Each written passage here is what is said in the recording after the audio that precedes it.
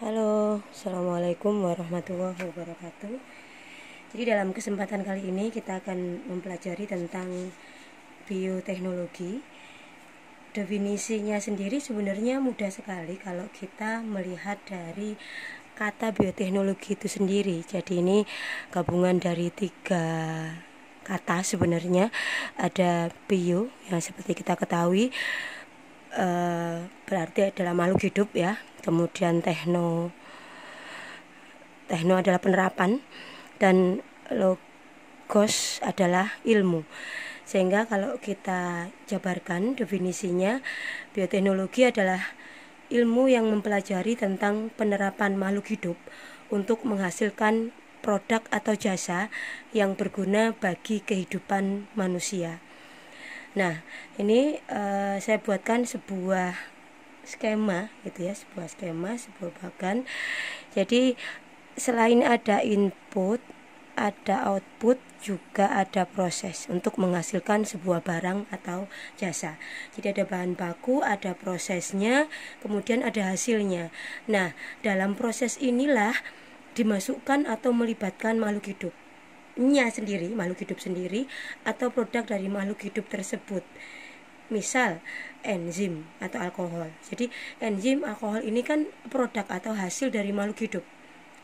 Atau makhluk itu sendiri, misal adalah bakteri, jamur, beberapa jenis tumbuhan dan hewan, untuk menghasilkan barang dan jasa yang memang kita perlukan dalam kehidupan sehari-hari.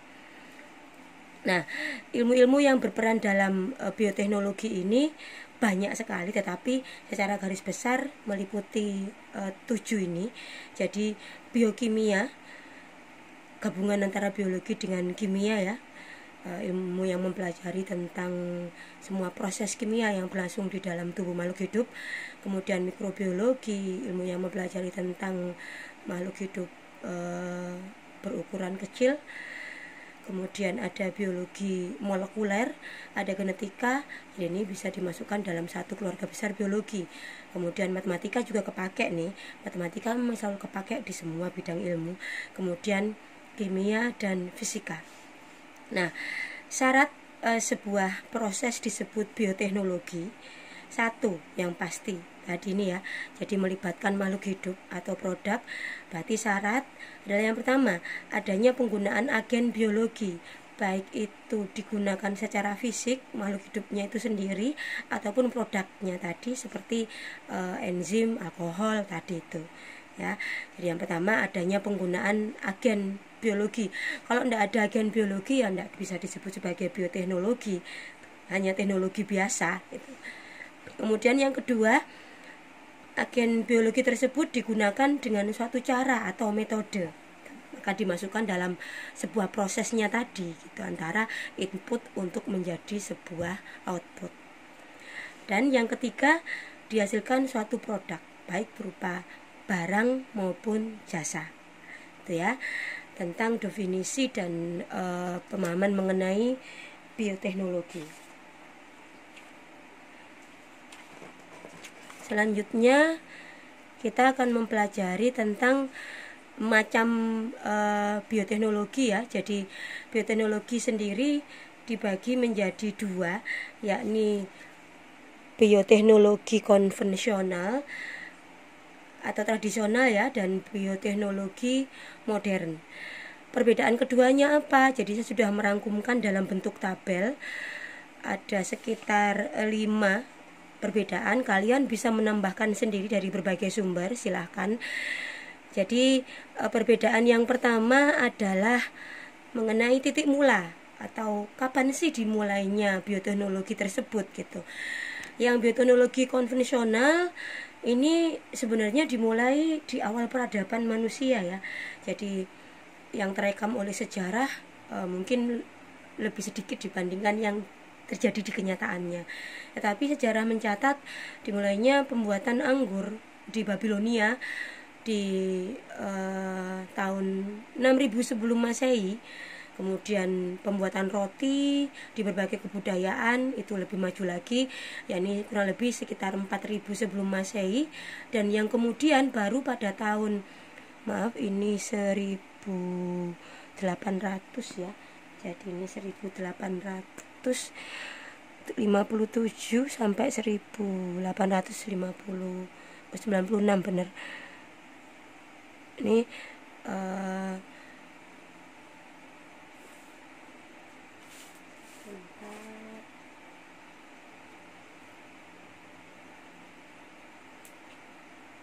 (1976) benar ya, 1976.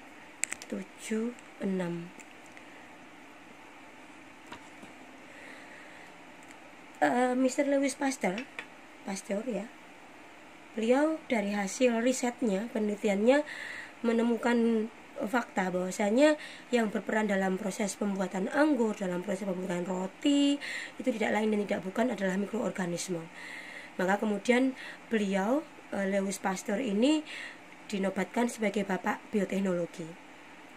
Nah, kalau bioteknologi modern itu dimulai semenjak adanya penemuan struktur DNA, jadi double helix antiparalel oleh Watson and Crick pada tahun 1953. Tuh. Nah, yang kedua adalah prinsip dasar. Kalau bioteknologi konvensional, prinsip dasarnya adalah menggunakan bioteknologi secara langsung. Menggunakan bioteknologi secara langsung maupun menyeluruh.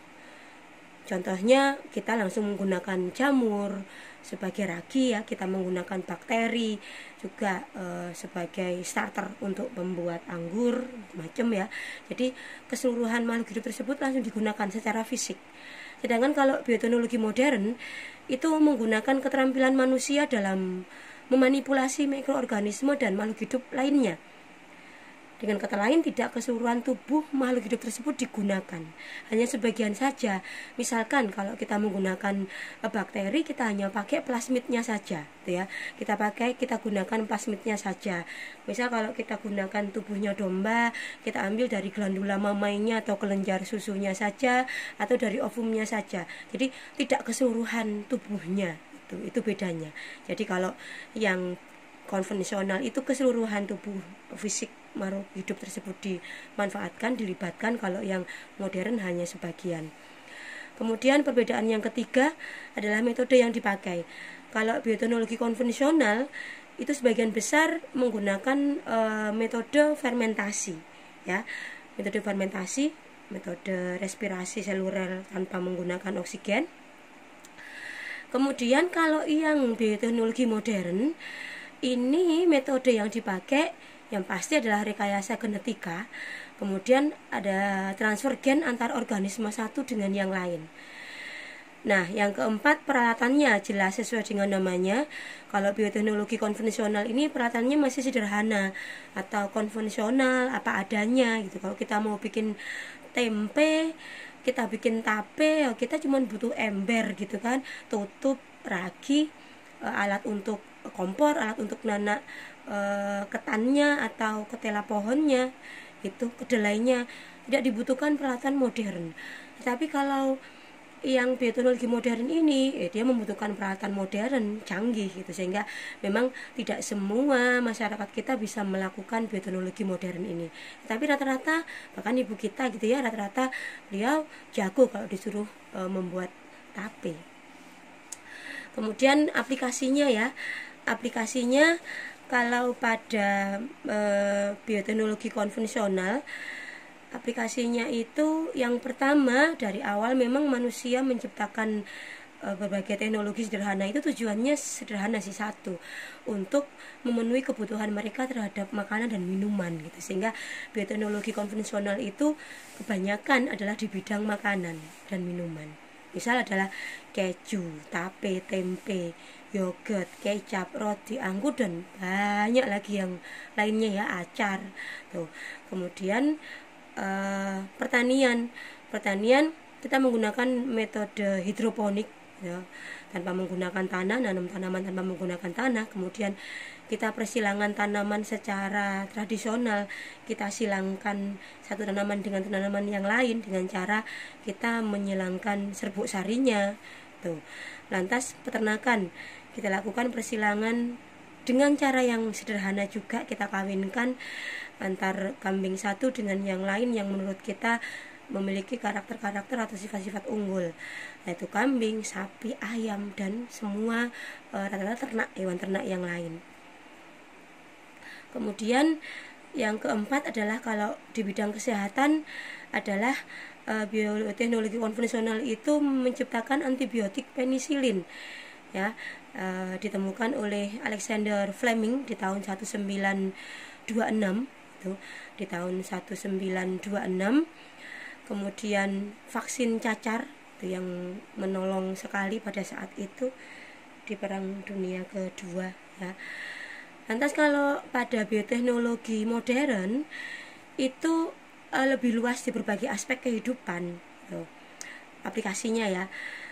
Yang pertama pasti di rekayasa genetika, kita bisa memperbaiki gen-gen cacat, kita bisa memperbaiki gen-gen rusak yang menimbulkan penyakit-penyakit menurun, gitu. Kemudian yang kedua diciptakannya bahan bakar masa depan, yakni bioetanol, sehingga kita bisa mengurangi penggunaan terhadap minyak bumi dan turunannya. Kemudian di bidang kesehatan diciptakannya antibiotik selain penisilin, ya. Kemudian vaksin, berbagai macam vaksin, dan yang sekarang di tahun 2020 awal ini ketika kita sedang mengalami pandemik COVID-19, ya, para ahli vaksin sedang berburu dengan waktu untuk menciptakan vaksin COVID-19 di antara ribuan kematian manusia di seluruh dunia.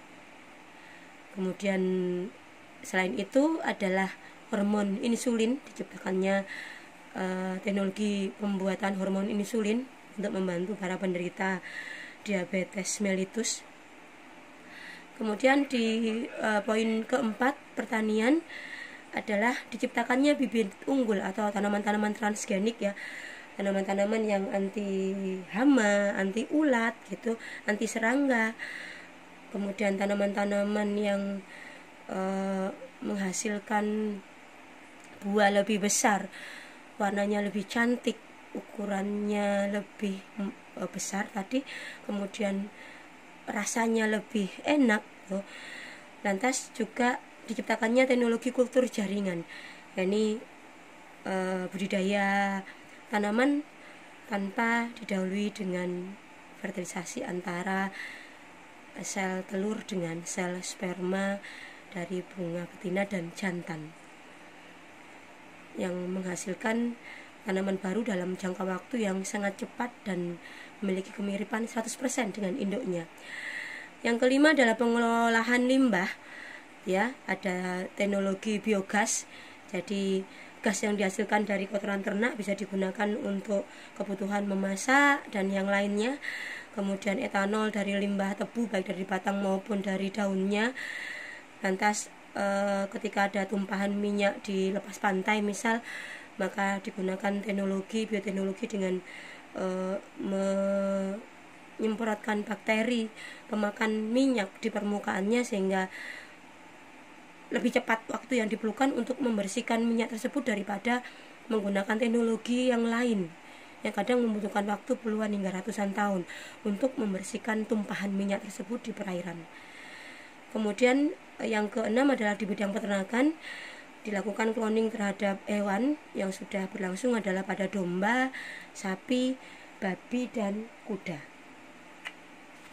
Sekarang kita pelajari tentang pembuatan hormon insulin, ya. Jadi di pembuatan hormon insulin ini kita membutuhkan bakteri Escherichia coli yang banyak sekali berdiam di usus besar manusia, gitu, ya. Dan kita membutuhkan gen yang kita ambil dari sel-sel di kelenjar pulau Langerhans pankreas kita, di mana kelenjar pulau Langerhans pankreas ini yang menghasilkan hormon insulin yang berfungsi untuk mengubah glukosa menjadi glikogen, sehingga kadar glukosa yang berlebihan tidak lagi berada di dalam darah, sehingga tidak membebani kinerja ginjal yang kalau hormon insulin ini tidak dihasilkan, maka glukosa akan masuk ke ginjal, keluar bersamaan dengan keluarnya urin, sehingga orang yang bersangkutan akan menderita diabetes mellitus atau nama awamnya kita sebut sebagai kencing manis. Nih, ya seperti yang kita pelajari di kelas 10 bahwasanya bakteri itu memiliki materi genetik yang terbagi menjadi dua. Satu adalah dia memiliki DNA yang berada di dalam nukleus, kemudian dia memiliki DNA yang berada di luar nukleus yang kita sebut sebagai plasmid. Ini warna dan bentuk saya bedakan gambarnya.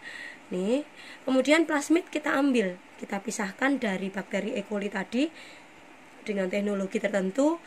Lantas plasmid tersebut kita potong sebagian dengan menggunakan enzim restriksi endonuklease. Nah, gen pada sel-sel pulau Langerhans tadi pun demikian, kita potong sebagian gen penghasil hormon insulinnya.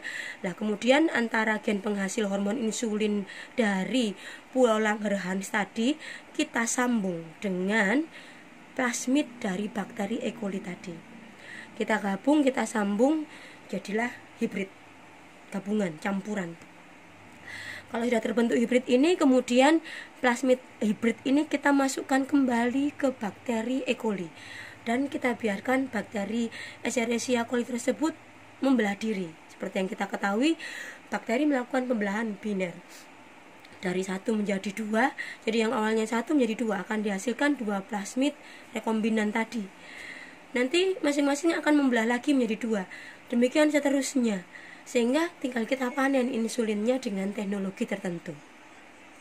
Sehingga kita akan sangat beruntung sekali mendapatkan insulin untuk menderita diabetes mellitus yang harus disuntikan setiap kali sebelum mereka makan, jika memang penyakitnya sudah relatif berat ya. Selanjutnya adalah cloning ya. Jadi cloning seperti yang sudah saya sebutkan tadi dilangsungkan atau dilakukan pada hewan. Jadi cloning sendiri adalah metode pembiakan organisme secara seksual, bukan hasil pertemuan sel telur dengan sel sperma. Kita membutuhkan 2 sel tetapi bukan sel telur dengan sel sperma. Kita nggak butuh sel sperma untuk melakukan cloning.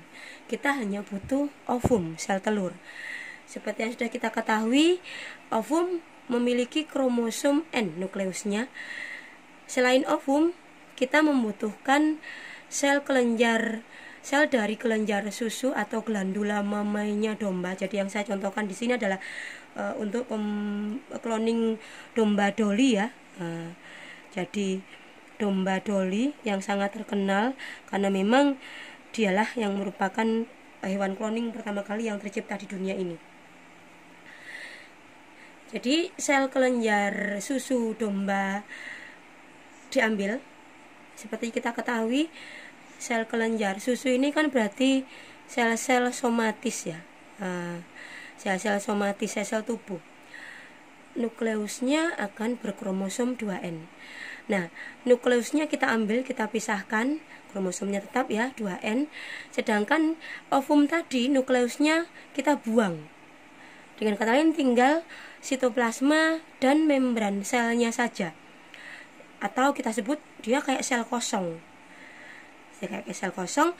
Kemudian nukleus dari glandula mamai tadi 2N kita masukkan ke dalam sel ovum kosong tadi, sehingga terbentuklah sigot ya. Jadi sel ovum kosong ini nukleus dari sel glandula mamai atau sel kelenjar susu, sehingga nukleusnya sudah 2N tanpa membutuhkan sel sperma. Terbentuklah sigot. Hebat kan ya. Dari sigot akan berkembang menjadi morula, akan berkembang menjadi blastula seperti yang sudah kalian pelajari ya. Dan ketika membentuk blastula inilah kita memiliki 2 pilihan. Nah, dan pertama kita tanamkan ke uterus domba betina, karena yang punya uterus rahim adalah domba betina. Untuk selanjutnya domba tersebut akan bunting sebagaimana biasa dan lahir akan dihasilkanlah domba doli ini ya, atau kalau sekarang ya domba-domba dan hewan-hewan yang lain. Atau sebagian dari sel-sel gerombolan sel blastula itu kita jadikan ke stem cell, kita arahkan menjadi stem cell. Jadi sel punca ya, stem cell atau sel punca ini kalian pelajari di kelas 11 kalau nggak salah ya, sel punca. Nah, stem cell ini disimpan satu ketika misal domba tersebut atau hewan tersebut mengalami permasalahan pada organ-organ tubuhnya, maka stem cell tersebut bisa kita induksi agar dia berdiferensiasi dan selanjutnya berspesialisasi untuk membentuk organ tubuh yang kita butuhkan tadi. Nah, selanjutnya bisa kita gunakan untuk mereplace organ-organ tubuh yang rusak. Tuh. Mungkin kedepannya bisa digunakan untuk manusia, tetapi kita terbentur pada kode etik ilmu pengetahuan ya. Karena memang kalau kita menggunakan objek manusia itu banyak sekali kode etik yang terlibat di dalamnya, sehingga tidak semudah itu kita aplikasikan pada manusia. Itu cloning ya. Selanjutnya adalah kultur jaringan. Jadi kultur jaringan ini pada tumbuhan sama, dihasilkan tumbuhan-tumbuhan baru tanpa didahului dengan fertilisasi antara sel telur dengan sel sperma dari bunga jantan dan bunga betina. Jadi misal ini contohnya adalah pada wortel. Jadi wortel ataupun pada tanaman-tanaman yang lain, dengan catatan kita harus mengambil sel-sel meristematik ya, sel meristem. Sel-sel yang masih memiliki kemampuan untuk aktif membelah diri. Dipotong tipis, kita sebut ya sebagai explant atau sisa ya, bekas tanaman. Kemudian explant tersebut kita masukkan ke medium, banyak mediumnya. Saya tulis di sini adalah medium agar, bisa medium cair, bisa medium agar, yang di dalamnya sudah kita tambahkan nutrisi, kita tambahkan hormon. Nah, kita tunggu dengan perlakuan tertentu, metode tertentu, tergantung dari jenis explantnya. Maka kemudian explant itu akan membelah gitu ya, sel-selnya akan membelah diri, membentuk gerombolan sel yang kita sebut sebagai kalus. Nah, ketika sudah terbentuk kalus, maka kemudian kita pindahkan ke wadah yang lain dengan media yang lain juga sesuai dengan nutrisi yang dibutuhkan di fase hidupnya. Nah, selanjutnya akan dihasilkan tumbuhan-tumbuhan ukuran mini yang kita sebut sebagai plantlet. Nah, ketika sudah terbentuk plantlet, kemudian kita pindahkan ke tabung yang lebih besar dengan penambahan nutrisi sesuai dengan kebutuhan di fase hidup tanaman seumuran itu. Selanjutnya dari tanaman di dalam tabung yang relatif lebih besar ini kita pindahkan ke polybag yang ukurannya lebih kecil. Selanjutnya kita pindahkan nanti entah di tanah secara langsung atau ke pot-pot yang lebih besar. Dan tanaman-tanaman yang dihasilkan ini memiliki sifat yang sama persis dengan induknya. Tuh. Sehingga kalau induknya ini wortel yang ukurannya besar, rasanya manis, dagingnya renyah, maka wortel-wortel, tanaman wortel yang dihasilkan ini pun nantinya akan menghasilkan wortel seperti dengan induknya tadi. Dan kelebihan yang kedua adalah tanaman-tanaman hasil kultur jaringan ini lebih cepat berproduksi untuk menghasilkan bunga dan buah. Tuh kelebihannya. Sehingga bisa kita kategorikan gitu ya, aplikasi bioteknologi itu kita kelompokkan menjadi 4 kelompok besar. Yang pertama adalah red bioteknologi merah ya. Ini adalah bioteknologi yang bergerak di bidang kedokteran dan pengobatan atau farmasi seperti yang tadi sudah kita bicarakan ya, pembuatan antibodi monoklonal, pembuatan hormon insulin, pembuatan berbagai macam enzim, pembuatan berbagai macam hormon. Kemudian di kedokteran misal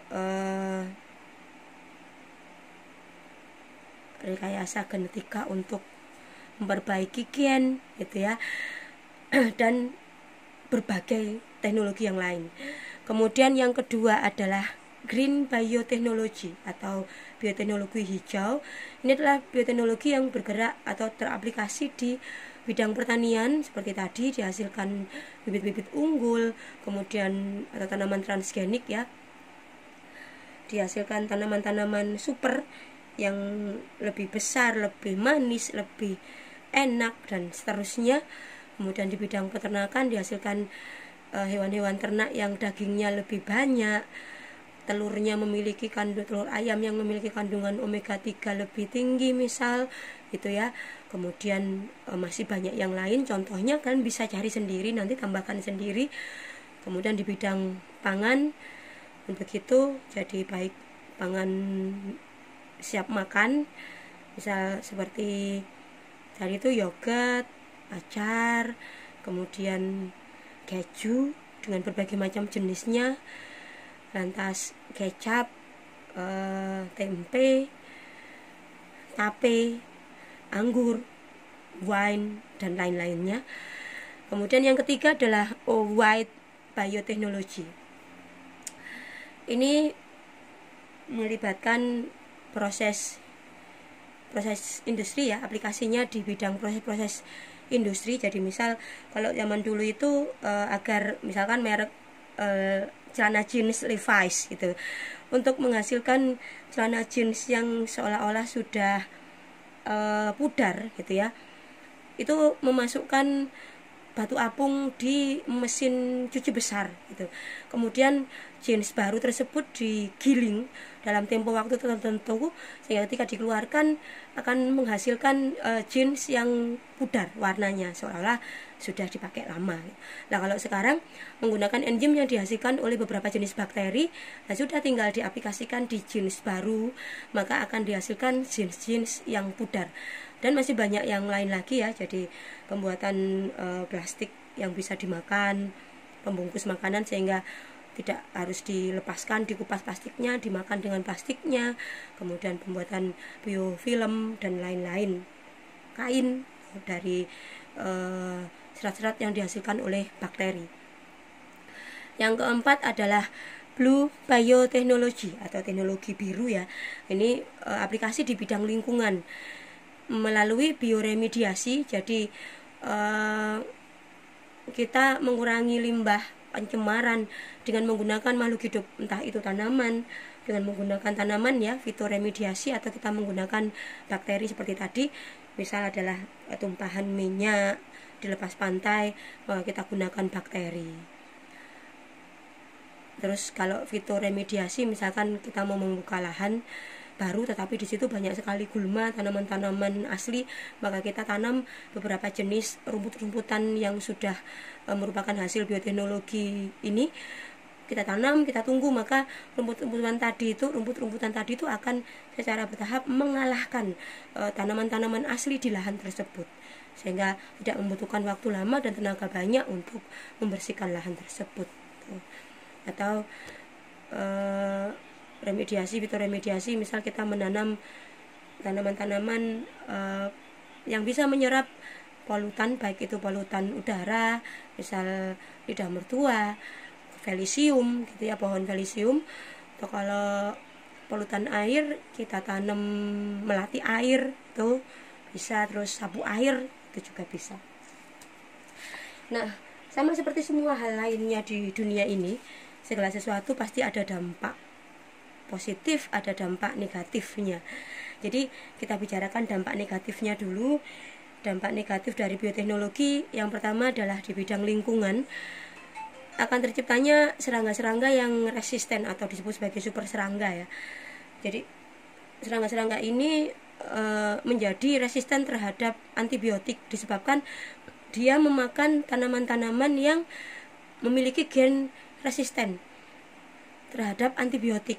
Nah, sebagian gen yang berasal dari tanaman tadi akan masuk dan bersambung dengan gen yang ada di dalam tubuh serangga tadi. Kemudian ada ketidakseimbangan lingkungan karena kita akan lebih memilih untuk